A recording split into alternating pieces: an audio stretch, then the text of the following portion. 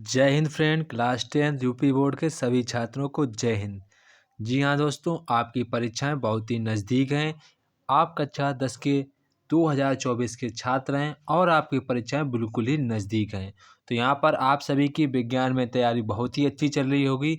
इसलिए हम आप लोगों के लिए रिवीजन के लिए एक सैंपल पेपर लाए हैं। तो यहाँ पर हम लोग सैंपल पेपर में देखेंगे कि आपको कोई क्वेश्चन नहीं आ रहा, उसका आंसर किस प्रकार से लिखें ताकि आपको एग्जामिनर कुछ ना कुछ नंबर दे दे।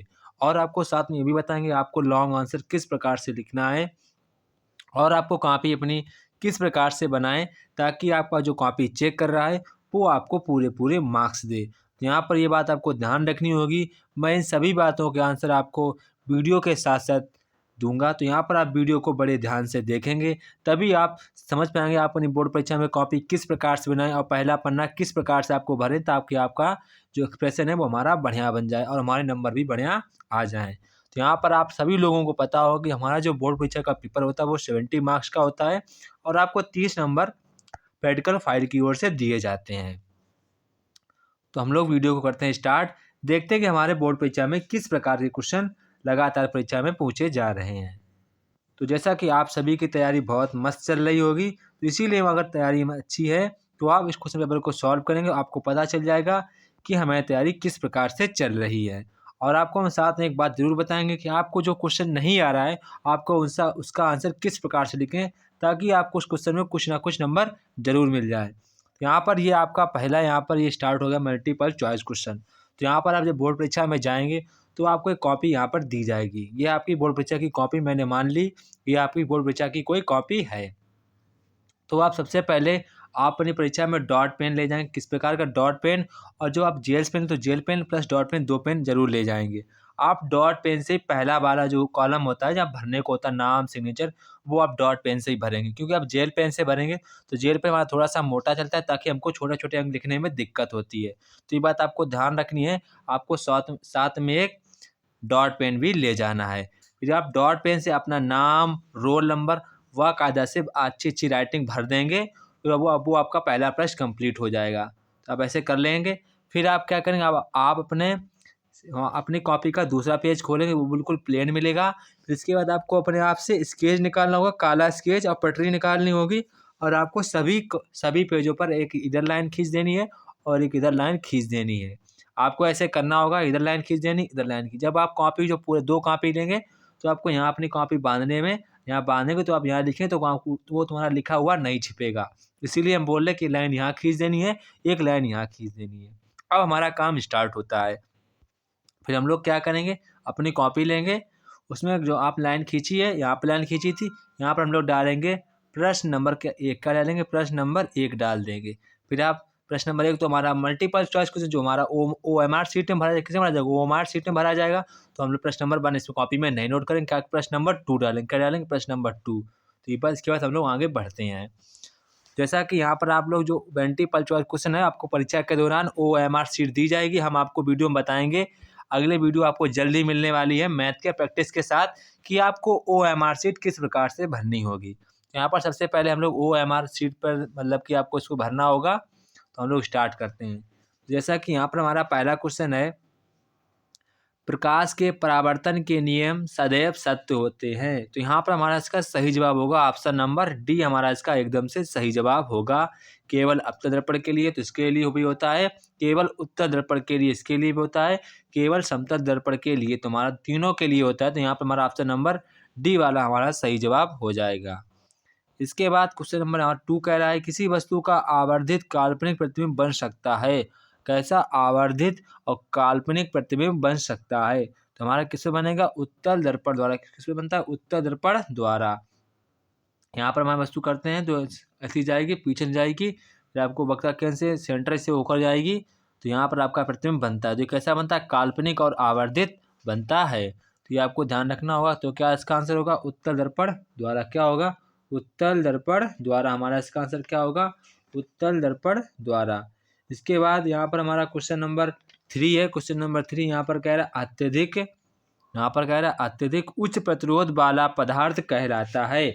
अत्यधिक उच्च प्रतिरोध वाला पदार्थ कहलाता है। तो यहाँ पर हमारा इसका सही जवाब क्या होगा, विद्युत रोधी क्या होगा? विद्युत रोधी हमारा इसका सही जवाब होगा, विद्युत रोधी। इसके बाद क्वेश्चन नंबर 4 यहाँ पर कह रहा है विद्युत शक्ति की इकाई होती है। तो यहाँ पर हमारा इसका सही जवाब क्या होगा? वाट हमारा इसका सही जवाब होगा, वाट। क्या होगा? वाट। इसके बाद क्वेश्चन नंबर 5 यहाँ पे कह रहा है किसी विद्युत केतली में प्रवाहित धारा 3 गुनी कर देने पर केतली में उत्पन्न ऊष्मा की मात्रा हो जाएगी। तो यहाँ पर हमारा इसका सही जवाब होगा ऑप्शन नंबर सी। कितनी हो जाएगी? 9 गुनी। कितनी गुनी? 9 गुनी। इसके बाद क्वेश्चन नंबर 6 यहाँ पर कह रहा है, क्वेश्चन नंबर 6, एक दूर स्थित वस्तुओं को स्पर्श देखने के लिए असमर्थ है, उसके नेत्रों में कौन सा दोष होगा? जो यहाँ पर दूर की वस्तुओं को देखने में असमर्थ है तो उसे कौन सा दोष होगा? उसे होगा निकट दृष्टि दोष। कौन सा होगा? निकट दृष्टि दोष। कौन सा होगा? निकट दृष्टि दोष।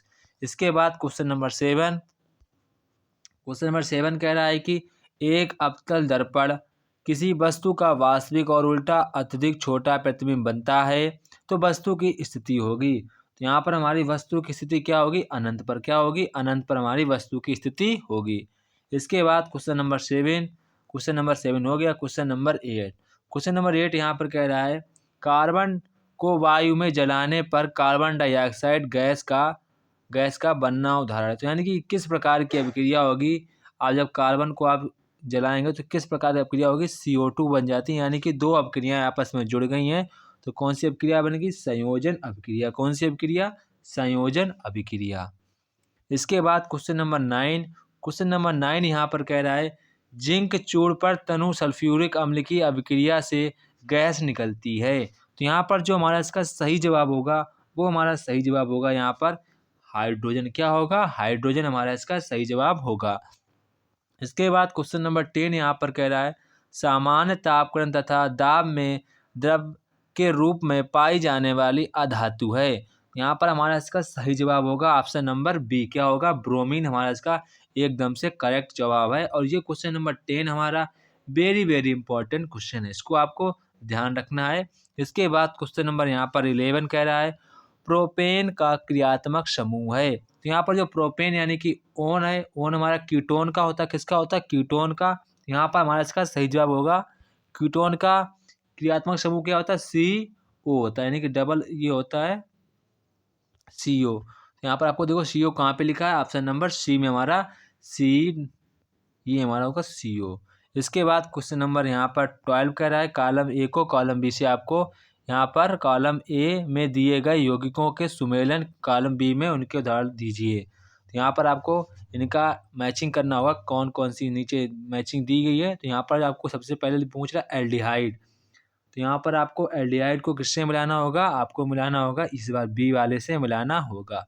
इसके बाद एल्काइन, एल्काइन को आपको मिलाना होगा सी वाले से मिलाना होगा। इसके बाद कह रहा है कार्बोक्सिलिक अम्ल, तो आपको इसको मिलाना होगा डी वाले से।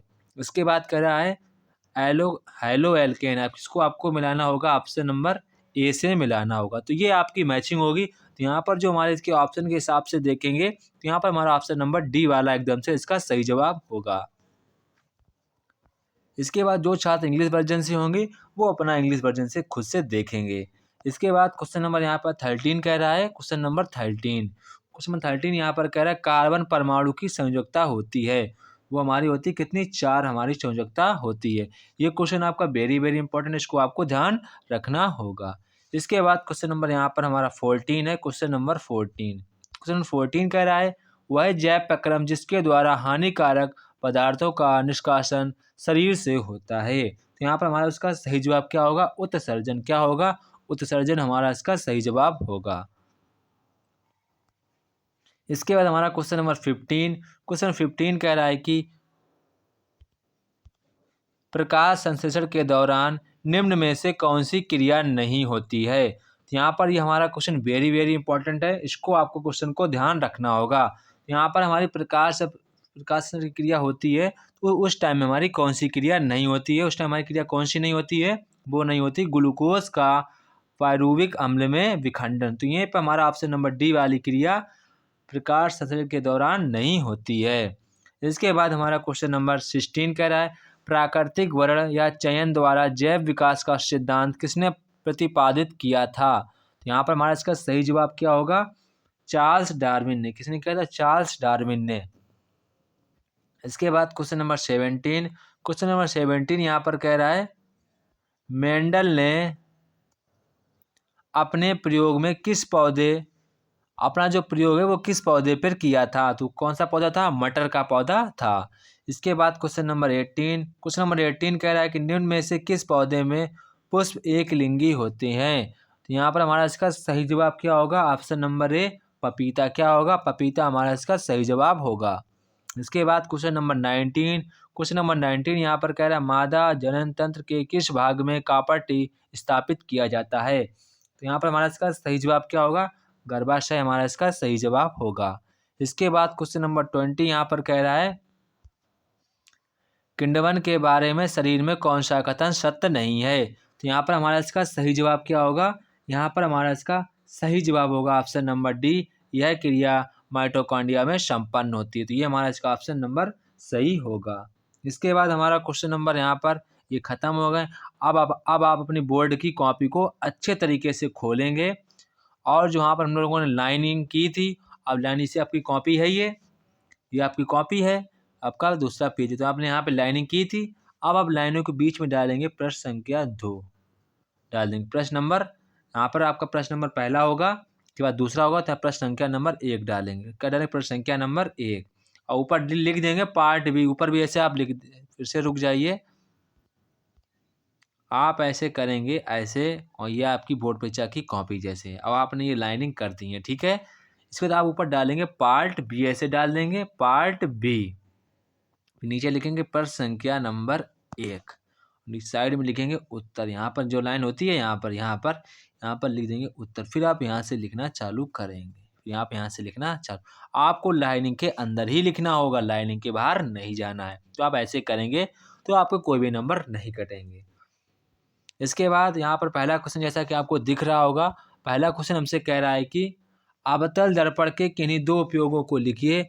अवतल दर्पण से प्रतिबिंब बनाने के लिए किरण आरेख खींचिए, जबकि वस्तु ए अनंत वक्ता केंद्र के बीच हो, बी फोकस एवं दर्पण के ध्रुव पर बीच हो। तो यहाँ पर आपको अवतल दर्पण के प्रयोग खींचना, अवतल दर्पण के आपको प्रयोग लिखना होगा, यानी कि उपयोग लिखना होगा, और आपको सामने में नीचे डालना होगा किरण आरेख, वो आपको बनाने होंगे। यहाँ पर आपको ए दिया गया, बी दिया गया है।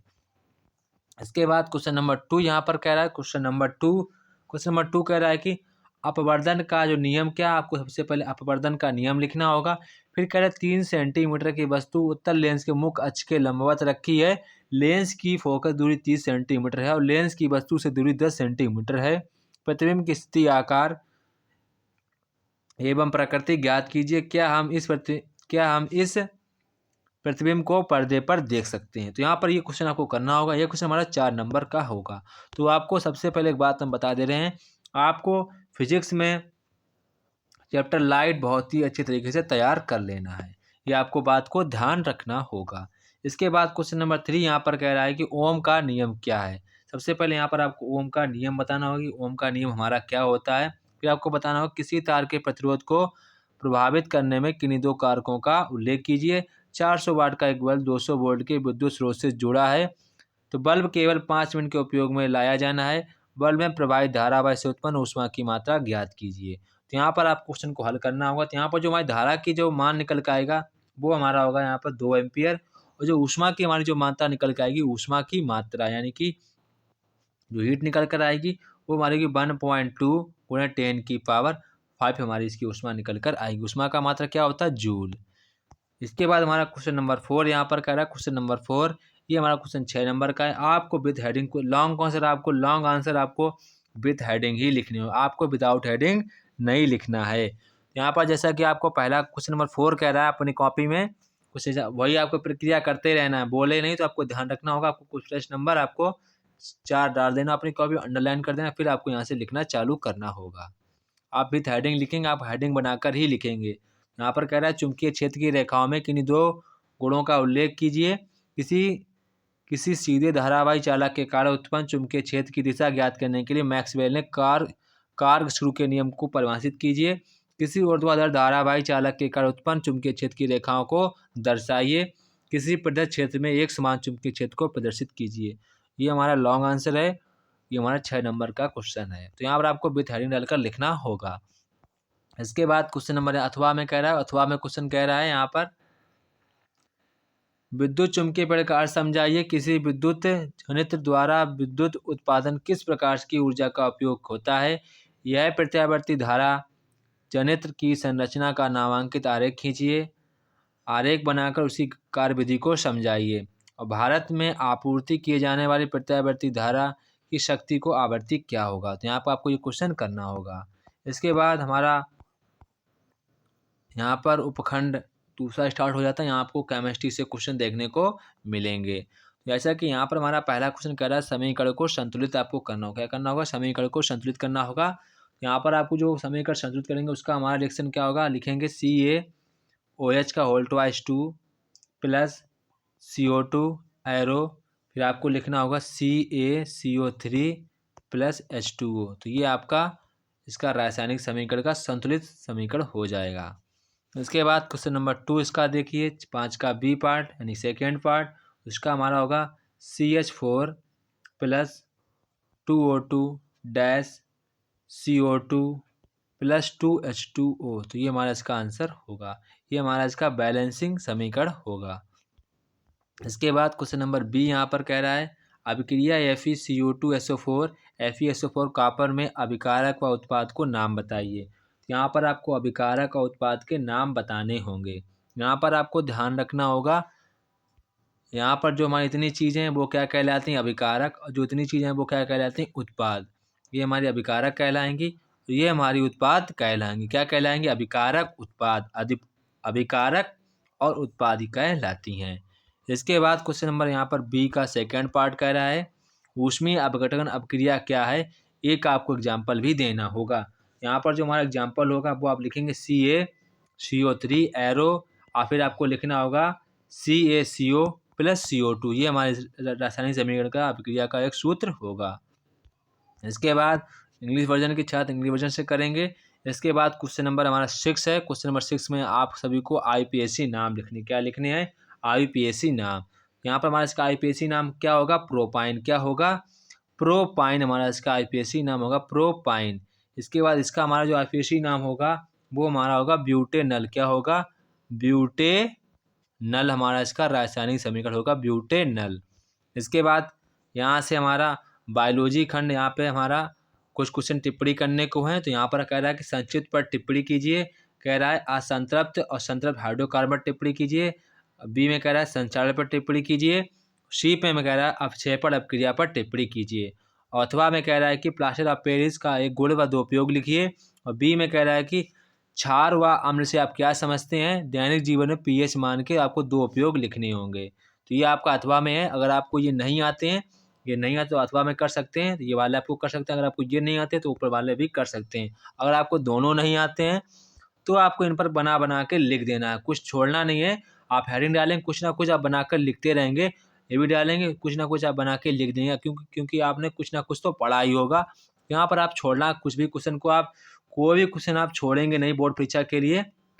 इस बात को आपको ध्यान रखना होगा। बोर्ड परीक्षा में आप कोई भी क्वेश्चन नहीं छोड़ेंगे, कुछ ना कुछ जरूर लिखेंगे। तो यहाँ पर आप क्वेश्चन को ढीलना नहीं। अगर क्वेश्चन नहीं आता तो आप हेडिंग डालकर अच्छा कुछ ना कुछ जरूर लिख देंगे। इसके बाद यहाँ पर हमारा उपखंड 3 स्टार्ट होता है। यहाँ से हमारे बायोलॉजी के प्रश्न आते हैं। यहाँ पर कह रहा है पोषण किसे कहते हैं? और स्वपोषी व पोषण परपोषी पोषण का उपयुक्त उदाहरण सहित वर्णन कीजिए। इसके बाद आपको यहाँ पर क्वेश्चन नंबर 9 कह रहा है पुष्प की अनुदैर्घ्य काट का स्वच्छ नामांकित चित्र बनाते हुए विभिन्न पुष्पांगों का वर्णन कीजिए। तो यहाँ पर सबसे पहले आपको उसका डायग्राम बनाना होगा। साथ में जो डायग्राम आपके नाम लिखे हैं उन सभी का आपको वर्णन भी करना होगा। एक एक लाइन वर्णन करें, ज़्यादा वर्णन नहीं करें, क्योंकि हमारा क्वेश्चन 4 नंबर का ही है। इसके बाद क्वेश्चन नंबर यहाँ पर हमारा 10, क्वेश्चन नंबर 10 कह रहा है कि मानव में लिंग निर्धारण प्रक्रिया को विस्तार से वर्णन कीजिए। तो यहाँ पर आपको लगभग हेडिंग डालकर प्रयोग करना होगा। लगभग आप आधा पेज जरूर करें, क्योंकि 4 नंबर का क्वेश्चन है। इसके बाद क्वेश्चन नंबर यहाँ पर 11 कह रहा है, क्वेश्चन नंबर 11 प्राकृतिक संसाधनों को संपोधित प्रवर्धन से आप क्या समझते हैं?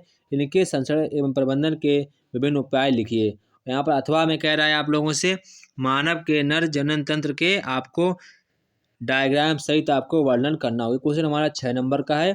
इसलिए आपको 6 नंबर का लगभग आपको 3 पेज का आंसर, 3 या 2.5 पेज का आंसर आपको लिखना होगा। इसके बाद हमारा पेपर ही ख़त्म हो गया। यहीं तक हमारा पेपर था। तो आपको पेपर बहुत अच्छा लगेगा। आपको मैंने सारी बातें बताई, आपको किस प्रकार से कॉपी में लिखना है, और कॉपी में आप बेहद अच्छा क्वेश्चन सारे ख़त्म हो जाए होने के बाद उसके नीचे अंडरलाइन भी कर दिया करें। इस तरीके से आप करेंगे तो आपको काफ़ी अच्छे नंबर मिलेंगे बोर्ड परीक्षा में, इस बात की हम गारंटी लेते हैं। अगर आप वीडियो पर नए हैं तो वीडियो को दोस्तों सब्सक्राइब जरूर कर लें, क्योंकि आप इस चैनल पर सभी सब्जेक्ट के आपको मॉडल पेपर, सैम्पल पेपर मिल जाएंगे। जय हिंद दोस्तों, फिर मिलते हैं अपने नेक्स्ट वीडियो में। तब तक कि आप सभी लोगों को जय हिंद।